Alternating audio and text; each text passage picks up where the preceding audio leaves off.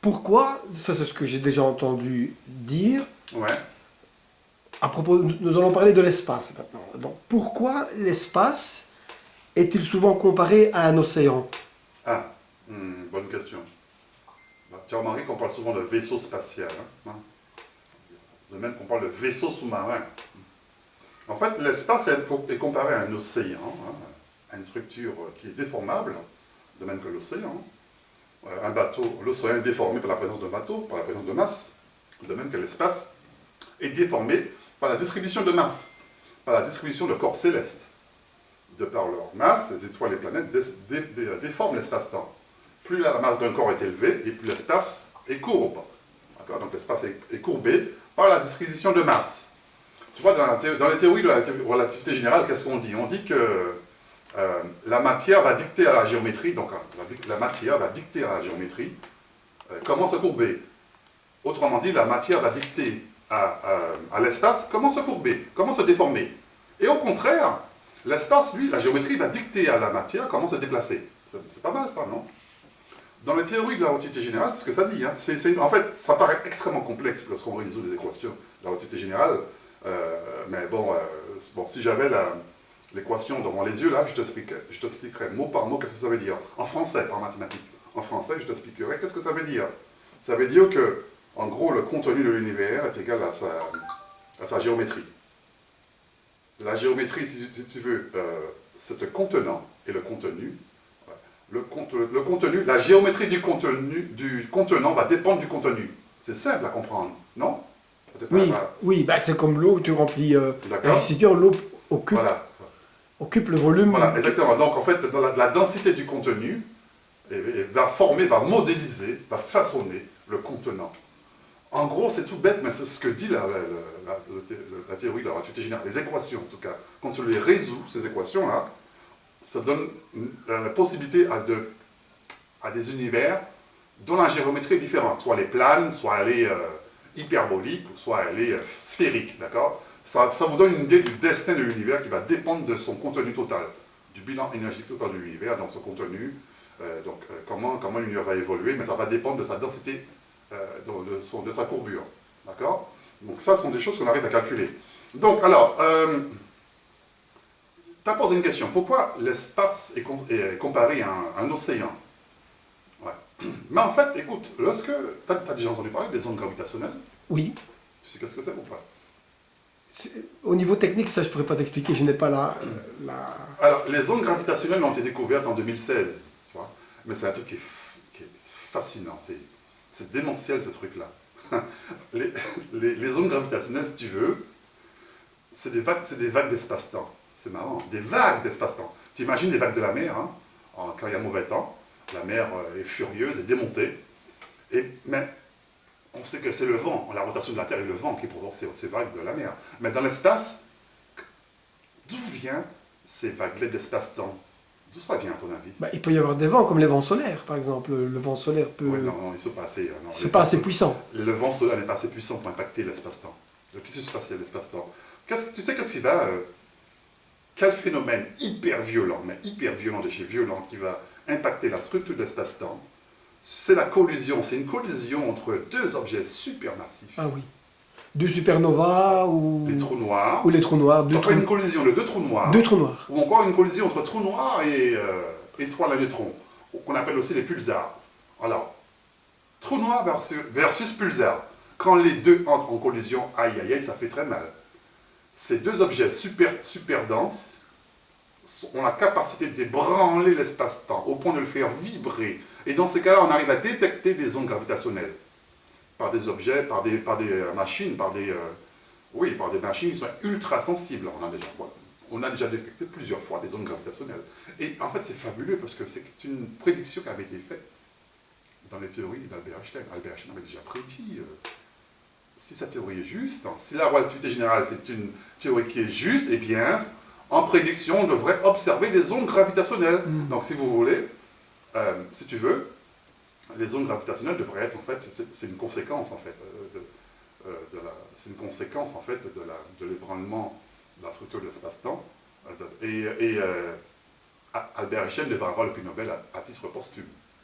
Puisque c'est quelque chose, c'est un élément factuel qui est venu approuver, confirmer sa théorie. Tu vois?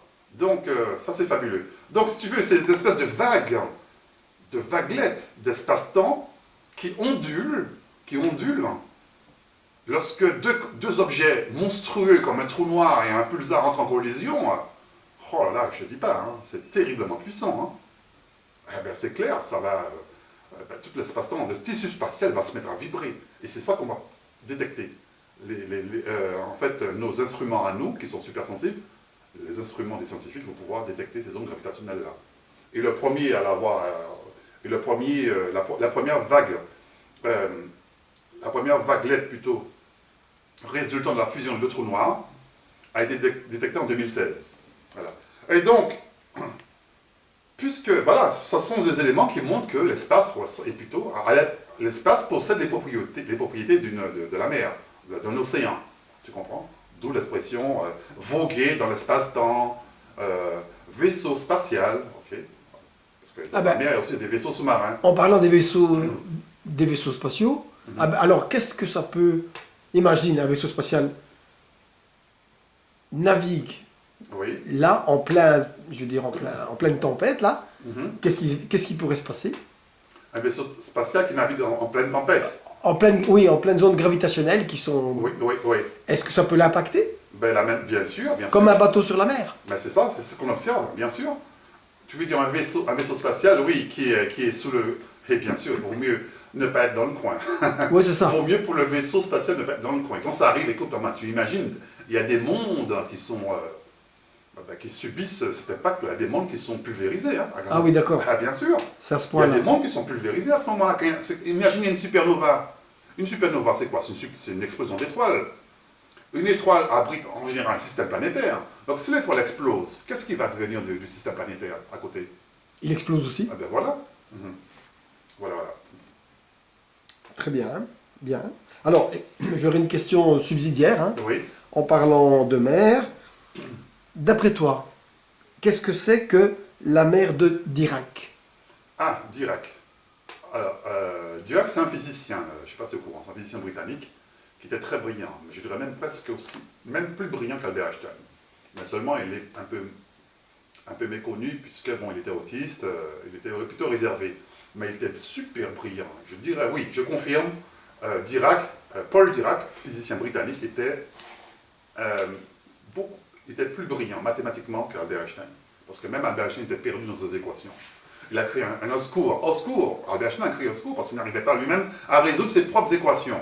Il a demandé de l'aide à certains de ses étudiants qui étaient plus brillants que lui en mathématiques. Je dis bien en mathématiques. Parce qu'Albert Einstein était un physicien. Ok? Pas un mathématicien. Donc, alors, Dirac, la mer de Dirac, qu'est-ce que ça peut être à ton avis? C'est intéressant, en fait, la mer de Dirac, pour résumer ce que c'est un état d'équilibre, en fait, un état d'équilibre thermique. Hein? Là, on parle de la mer encore. Hein? C'est un état d'équilibre parfait, qu'on appelle l'énergie du point zéro.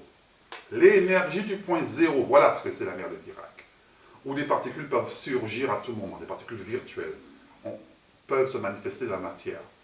Il y a un niveau zéro qu'on appelle l'état d'énergie fondamentale, au-dessus de laquelle les particules se matérialisent sous l'effet d'un choc, sous l'effet d'une friction.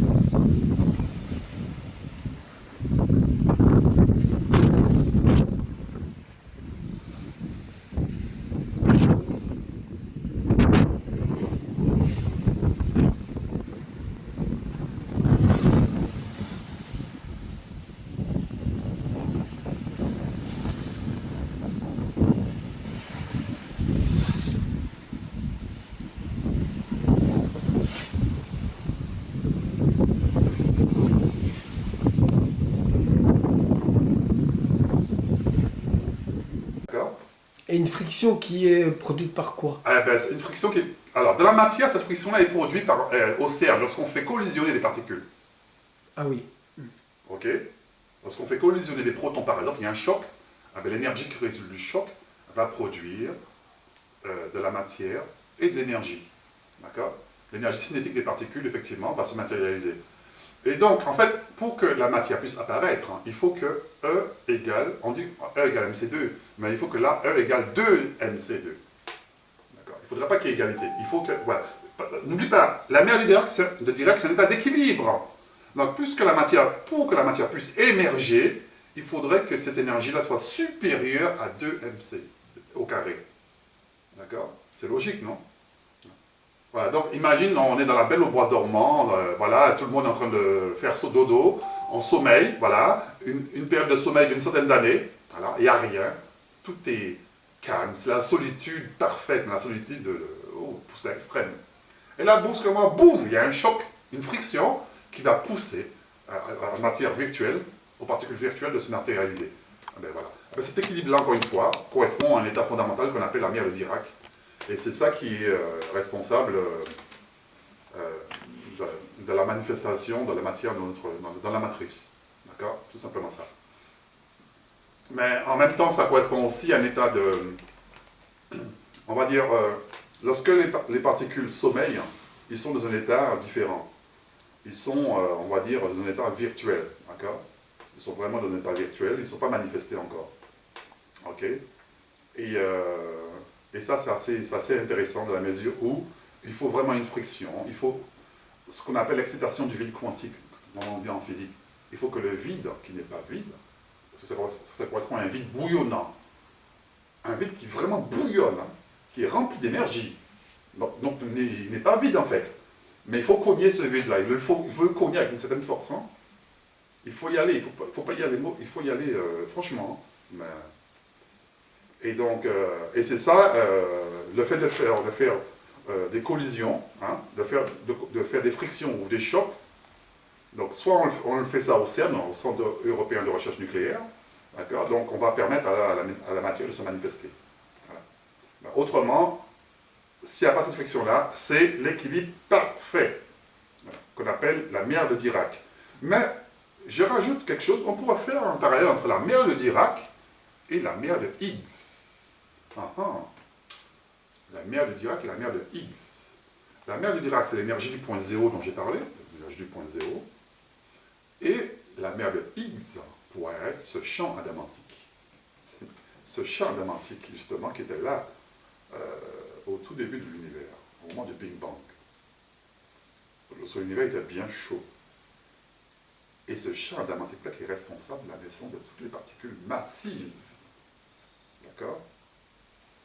Donc je dirais, à ton avis, je te pose une question, à ton avis, qu'est-ce qui a précédé l'un? La mer de Dirac ou la mer de Higgs? Qu'est-ce qui était là avant, à ton avis? La mer de Dirac. Exact, c'est vrai. C'est logique, hein? Bravo. Oui. Eh bien voilà, ben écoute, c'est bon, je ne sais pas si tu as d'autres questions. Non, pas pour l'instant, ce sera pour le prochain épisode. Hein. Ouais. Voilà, ben écoute, je te remercie. Merci à toi. De rien. Et on se retrouvera prochainement, hein, très bientôt. À bientôt. Ouais.